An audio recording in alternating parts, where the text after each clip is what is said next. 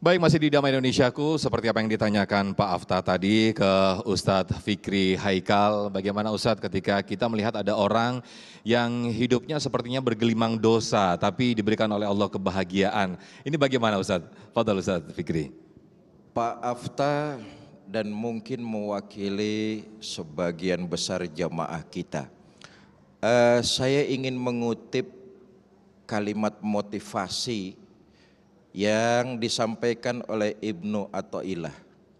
Beliau mengatakan begini, seseorang yang melakukan dosa besar asal tidak menyekutukan Allah ya. Seseorang yang melakukan dosa besar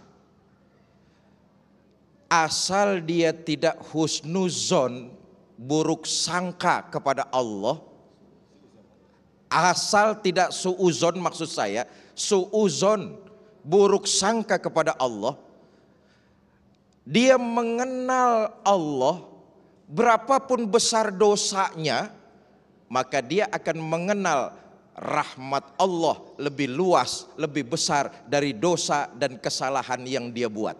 Asal tidak terjebak kepada syirik. Ini penting. Betapapun dosa yang kita lakukan, selama itu tidak syirik, Ibnu Athaillah bilang husnuzonlah kepada Allah. Bagaimanapun besarnya, kalau kamu melakukan pertaubatan, diterima taubatmu. Nah, menyikapi apa yang tadi disampaikan oleh Pak Afta, bagaimana cara kita menyikapi orang yang seperti itu? Pertama, hendaklah kita jangan melabeli orang tersebut orang yang maksiat. Karena salah dan dosa memang tempatnya kita. Ustadz Tile sudah bilang, Ustadz Nur Fadila sudah bilang.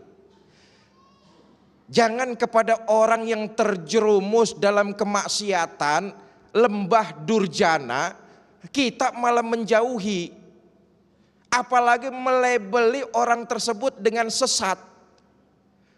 Apa yang mesti kita lakukan? Paling tidak berdoalah kepada Allah agar orang tersebut diberikan petunjuk. Ini kan maaf, yang terjadi di masyarakat kita kan sebaliknya. Dengan orang yang bergelimang dosa, hanyut di lembah maksiat, kita alergi, jijik, nggak mau dekat-dekat sama dia. Betul apa enggak itu? Kita asingkan mereka, kita anggap sampah. Padahal Islam enggak begitu. Berapa banyak yang kita doakan. Selalu yang kita doakan kalau orang berbuat baik kepada kita.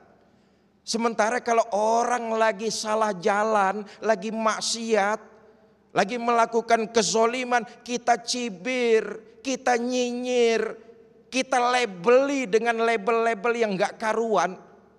Tapi kita sendiri nggak punya daya dan upaya. Paling tidak mohon berdoa kepada Allah agar diberikan jalan yang lurus buat orang tersebut. Ini yang harus kita lakukan nih. Artinya kita juga berhusnuzon.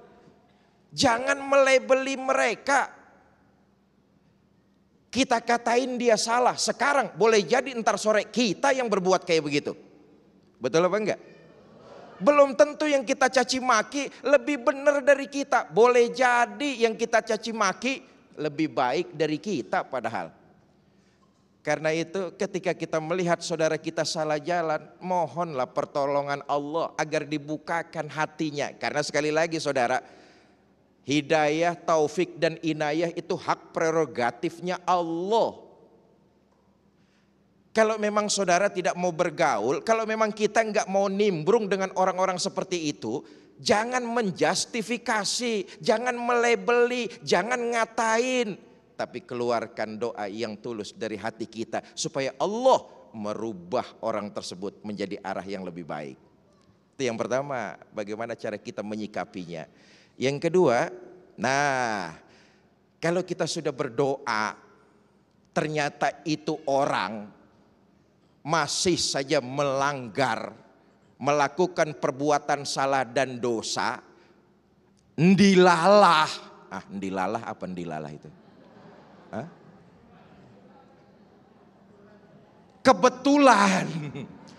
Kebetulan status sosialnya, kondisi ekonominya makin meningkat. Ndilalah.